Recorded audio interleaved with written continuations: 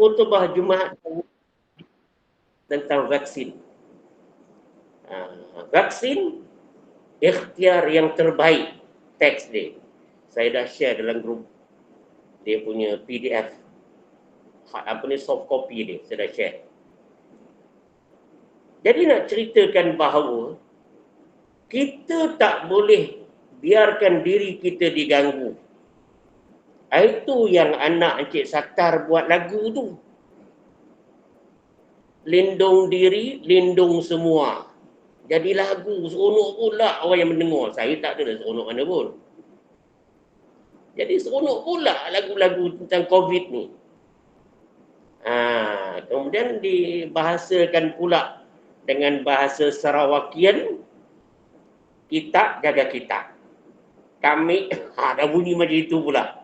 Semua itu sebenarnya dia berlandaskan apa yang dinyatakan dalam agama kita, wallahu khairun hafizah. Maka sesungguhnya Allah itulah sebaik-baik pelindung sebenarnya. Jadi kita orang Islam yang insya-Allah beriman, kita bila bercakap atas tiket tajuk apa sekalipun kebaikan, tolonglah biar obvious, orang kata, begitu ketara, nyata, terang, yang kita ni bercakap selaku di atas pentas seorang Islam mukmin. Kalau kita nak bercakap atas kita boleh, satu ketika dahulu bubuhlah kat ujung tu, insya-Allah. Tolonglah ada beza sikit. Ya. Jadi nak ceritakan bahawa dalam konteks sekarang ini, yang pelindung, yang mengizinkan segala-galanya berlaku adalah Allah. Dan bukanlah pula vaksin tu yang menyembuhkan. Di mana letak kita sebagai orang Islam? Tauhid. Segala-galanya tidak memberi kesan. Rasulullah dah kata, setiap penyakit ada ubat kecuali mati. Berusaha untuk berubat, wajib. Jadi nak ceritakan vaksin sebagai satu usaha dan ikhtiar. Memang saya bincang dengan beberapa orang doktor secara peribadi, memanglah katanya betul lah, bukan semua ubat Allah izinkan sembuh untuk semua penyakit dan bukanlah sesuai untuk semua orang. Sebelum kes coronavirus disease ni pun, penyakit-penyakit lain pun bukan semua orang sesuai. Orang yang kena malaria, yang kena kolera, taun, yang kena apa lagi, Ebola dan lain-lain. Bukan kata ubat yang disyorkan itu sesuai dan boleh menyembuhkan semua orang dengan penyakit yang dihidapi. Tak juga. Tetapi kata sahabat doktor saya yang ahli masjid surau, kita cakap tu tak. Sebab ada yang tidak ahli masjid surau. Kita hendak yang bercakap ni profesional yang berpijak di atas keagamaan bila bercakap. Doktor yang ikut kuliah tauhid, yang boleh bercerita jamaah surau. Kita hendak doktor perubatan yang macam ni. Sebab cerita coronavirus ini, cerita vaksinasi ini, cerita apa ni, sanitasi dan sebagainya ini adalah bidang doktor perubatan. Bukan doktor PhD. Bukan. Walaupun doktor perubatan juga ada PhD dalam perubatan dia. Ada. Kajian mereka lagi menarik. Ya, tapi nak cerita dia kata, betul Ustaz dia kata, bukan vaksin ni menjadi penyembuh kepada semua orang dan bukan sesuai pada semua orang. Tetapi biarlah kita adil dalam berbicara. Why not kita jadikan satu ratio, satu nisbah. Ya, letak satu portion, satu bahagian apa dia? Manfaat versus risiko. Manfaat versus risiko. Apakah kebaikan? Manfaat ni kebaikan lah. Apakah kebaikan mengambil vaksin? lawan dengan keburukan mengambil vaksin. Maka katanya, pengambilan vaksin ni kebaikannya 90% lebih. Sedangkan risikonya tak sampai 5%. Kenapa kita tidak gunakan akal yang Allah bagi ni? Berfikir dekat situ. Dan ustaz dia kata, saya di bidang perubatan katanya, disebutlah vaksin yang negara kita guna ni telah pun disahkan halal oleh JAKIM, oleh fatwa. Dia kata, kita bukan cakap-cakap kosong ataupun cakap dekat kedai kopi, benda macam ni orang dekat warung kopi cerita. Dalam grup WhatsApp yang memang anti belaka. Golongan anti ni ramai. Anti sembahyang tarawih 20 rakaat. Daripada dulu lagi ada lah. Anti hukum merokok ni haram. Dulu lagi ada sebab dia tak boleh buang rokok. Walaupun datang suruh. Bagi dia minyak dengan air tak bercampur. Ini yang susah ni. Ini yang susah ni bila ada hadis Melayu yang macam itu punya style. Jadi masalah kita nak cerita. Jadi ustaz dia kata, benda-benda macam ni lah. Kalaulah dia kata ada orang-orang tertentu mengatakan keburukan dan sebagainya, sejujurnya katanya, ini orang doktor perubatan yang memahami agama. Dia bercakap, selalu saya gunakan istilah apa? Kita bila bercakap, biar laju otak dari mulut. Itu orang motivasi bercakap. Kita nak cakap apa-apa, biar laju otak dari mulut. Maknanya apa? Fikir dulu sebelum bercakap. Jangan laju mulut dari otak. Sembuh, kemudian baru fikir. Itu mana laju mulut pada otak. Jadi nak ceritakan bahawa dia kata sejujurnya saya tidak akan percaya. Dia kata, kalau ada orang terlalu mempertikaikan seolah-olah ya apa yang dikaji oleh mereka yang berkepakaran ini salah. Satu. Yalah kita cerita isu semasa sikit sebab ini motivation. Ya, motivasi. Kemudian muslimin dan muslimat yang dirahmati Allah Subhanahu wa taala, dalam menentukan hukum atau penentuan dalam konteks maqasid syariah. Maqasid ni makna objektif, tujuan. Syariah ni perundangan Islam, iaitu memelihara nyawa. Dalam konteks itu kalau kita perhatikan tentang vaksinasi ini, bukanlah saya nak sambung edisi kedua dari khutbah Jumaat, tidak. Tapi biar kadang-kadang orang kita ni betul-betul faham. Dalam penentuan ini oleh pihak berwajib, dia mengambil kira banyak kepakaran orang dalam bidangnya. Nombor satu, kepakaran dalam bahagian agama.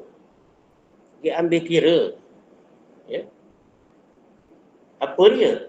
Di belakang tiap-tiap orang mufti negeri kita ni, dinyatakan sekurang-kurangnya ada 9 orang pakar rujuk agama. Yang ramai orang tak tahu. Tiap-tiap mufti ni, sekurang-kurangnya 9 pakar agama duduk belakang yang akan memberi nasihat dan berbincang muzakarah, musyawarah dan sebagainya. Pakar dalam bidang agama dalam berbagai aspek. Bukan macam ustaz kami yang berceramah ni, kami bukan pakar. Kami hanya menukilkan. Menukilkan ni maknanya memindahkan fakta daripada golongan pakar. Jadi kami tolong sambungkan. Tolong sebar luaskan. Orang kata sharing. 9 orang. Kalau kita darab dengan 14 negeri, mufti, belakangnya 9 orang, darab 14, dah ada berapa pakar rujuk agama di situ? Pakar rujuk.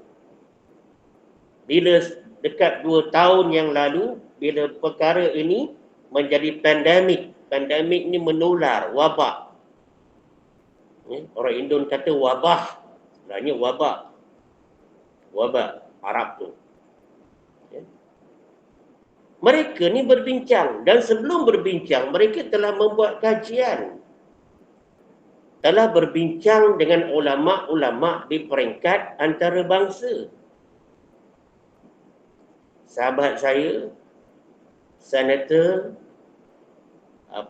Datuk Dr. Zulkifli Al-Bakri At-Taranjanu, mantan mufti di Jabatan Perdana Menteri Bahagian Agama orang Terengganu.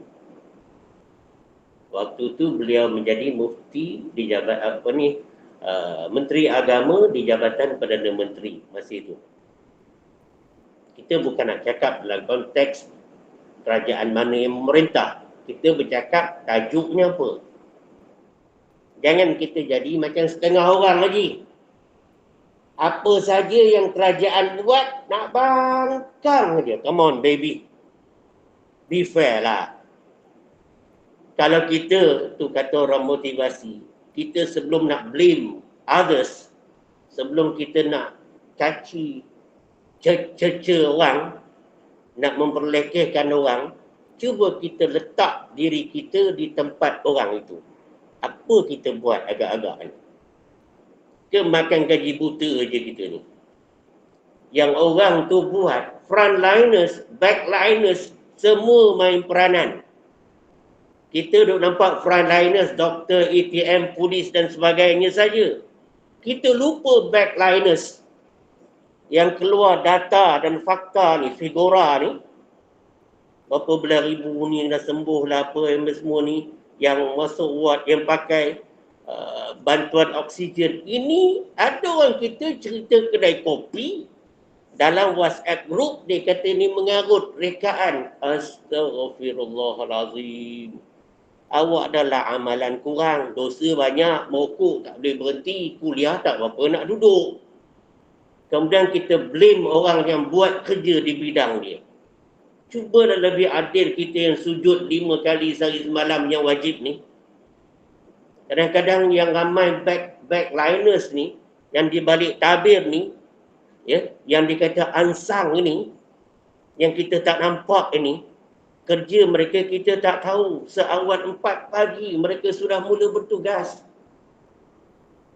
Tu yang nak kaji. Sebab apa 4 pagi? Nak ambil data-data daripada kampung, pergi mukim, pergi daerah, pergi negeri, hospital yang ada, centralize, kaji semua, buat penambahbaikan, tengok balik update dan sebagainya. Bukan senang. Dan habis kerja lewat malam, kadang-kadang menjamah makanan pun tak berapa nak sempat. Sempat pun tak ada selera. Ni backliners yang bagi berapa belas ribu sembuh, berapa ni. Itu backliners punya kerja tu. Kita tengok komputer Apple pun, bukan. Tengok komputer Apple pun kadang-kadang sekejap pada berpenau mata. Itu pun kadang-kadang tengok I tonton. Bukan buat kerja apa pun. Tengok cerita, K-pop dan sebagainya, Korea. Dia orang ni main dengan angka. Dapat ni update ni apa semua, tengok balik, buat data apa semua. Habis sampai lewat tengah malam. Gabung ni. Dan sebelum itu, yang kata Dr. Zulkifli ni, di antara yang ketara usahanya, nombor 1 beliau menulis surat kepada Syekhul Azhar. Di Azhar, yang tertinggi adalah Syekh Al-Azhar. Bincang ni, COVID, coronavirus ni. Dulu tak sebut COVID, dia sebut penuh coronavirus. Kenapa corona? Sebab virus ni bentuk macam crown. Kan dia buat bulat baca apa semua tu, macam crown. Kereta Toyota Corona, kan dia? Lambang Toyota Corona tu kan macam virus corona. Corona ni mana bentuk tu bentuk apa, mahkota. Virus ni Allah buat. Kemudian hantar surat kedua kepada Imam Masjid Al-Azhar. Masjid yang satu menara tu ada dua kubah tu. Masjid Al-Azhar. Yang ketiga, Dr. Zul ni hantar surat kepada Mufti negara Mesir. Kita tahu Al-Azhar adalah institusi tertua di dunia dan paling hebat yang berketerampilan melahirkan ulama-ulama hebat di dunia. Al-Azhar. Semuanya telah mengeluarkan satu pernyataan keharusan dan kewajiban mengambil vaksin. Suara. Kita hormat azan sekejap. Lepas tu kita tambah sampai 8.30 dengan izin. Baik.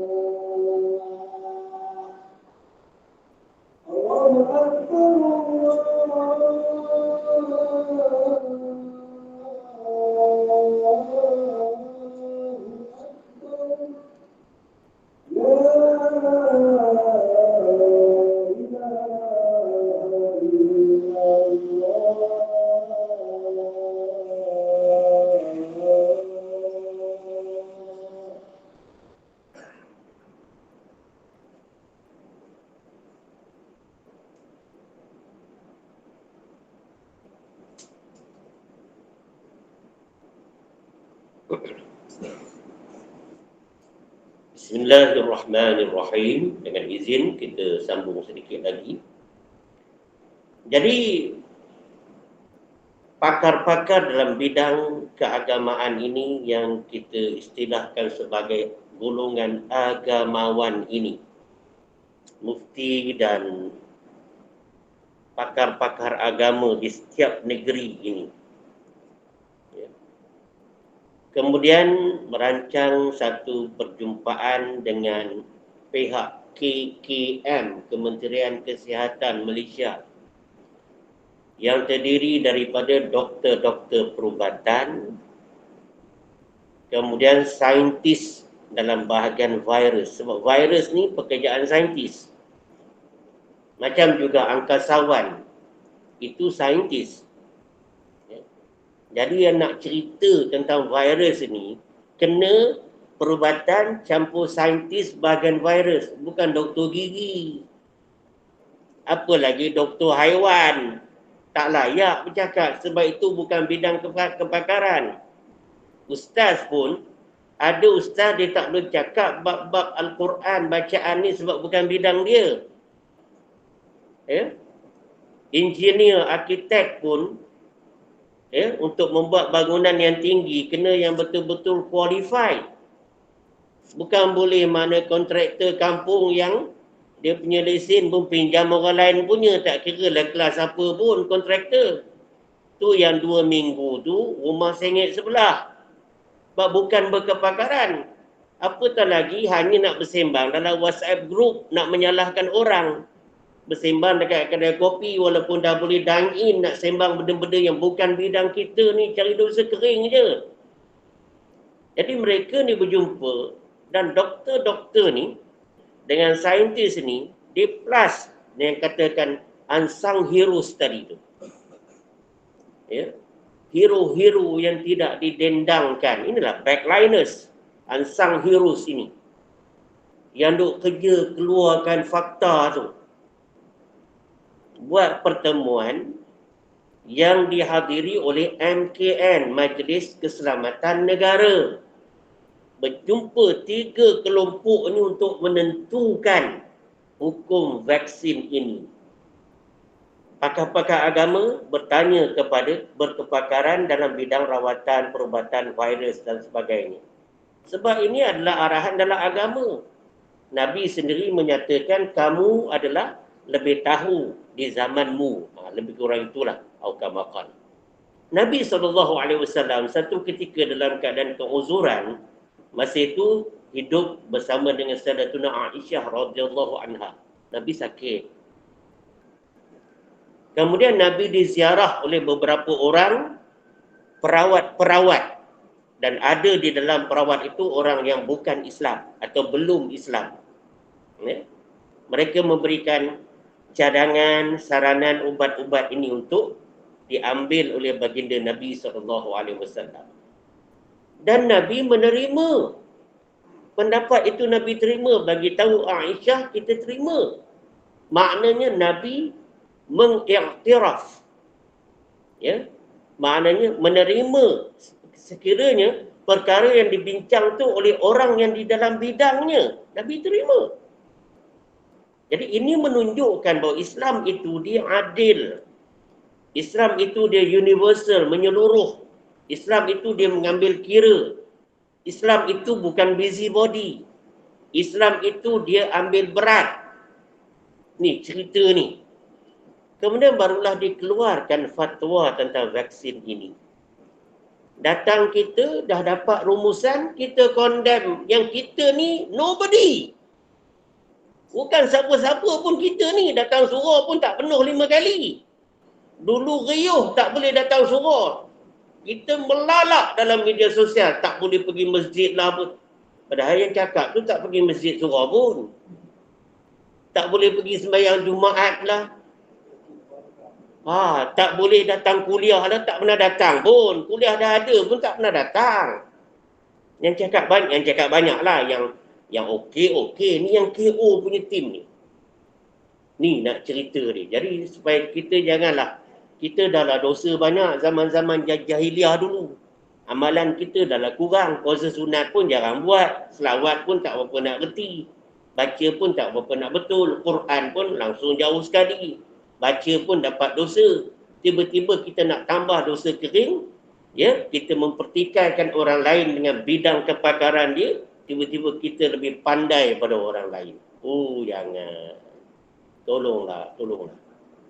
Inilah perkara-perkara yang kita kena ambil berat dan kita ambil perhatian. Sebab itulah balik kepada hadis itu tadi, Nabi kata tidak ada kemudaratan. Maksudnya jangan bagi orang lain bagi mudarat pada kita. Bukanlah vaksin itu penyelamat, tapi itu usaha dan ikhtiar. Dia bukan penyelamat, tapi dia satu usaha untuk mengurangkan kebarangkalian terjangkit, terkena dengan wabak itu. Sebab itu kita selaku orang Islam, kelebihan dan keuntungannya memang ternyata. Selain daripada usaha vaksinasi itu, kita ada vaksinasi Rabbani, yakni doa. Satu doa yang Nabi ajar, yang kita bincang petang tadi, ya. Man nazala manzilan, kata Nabi. Sesiapa yang singgah di satu tempat, mana nak pergi tempat, tak kira nak pergi masjid ke, surau ke, kena juga. Sebab di masjid lah kena SOP paling kuat pun. Tapi Alhamdulillah berita yang amat kita syukuri dapat berita daripada dua tanah suci Haramain, sudah pun ditanggal segala stiker untuk penjarakan sosial. Maknanya 17 hari bulan di bumi Makkah boleh sembahyang rapat-rapat balik. Itu yang saya duk cakap lebih sebulan di Masjid Surau ni. Ya, malahan sebelum PKP, sebelum fasa yang ketiga dulu, kita dah ceritakan supaya masing-masing kalau boleh jangan terlampau banyak kata norma baharu. Takut jadi doa. Takut nanti yang baharu tu jadi kekal. Saya cakap daripada dulu ni, kita kata selaku motivasi, norma sementara. Sementara, temporary. Bila sementara yang kita doa, mudah-mudahan dia sementara. Dan Makkah Allah buktikan. Back to normal. Bukan norma baru, dia jadi balik asal. Yang itu yang kalau boleh kita doa. Ya. Lepas tu Nabi kata, siapa yang singgah di satu tempat, summa qal, kemudian membaca doa yang kita baca di awal tadi. Apa doanya? A'udzu bikalimatillahi tammati min syarri ma khalaq.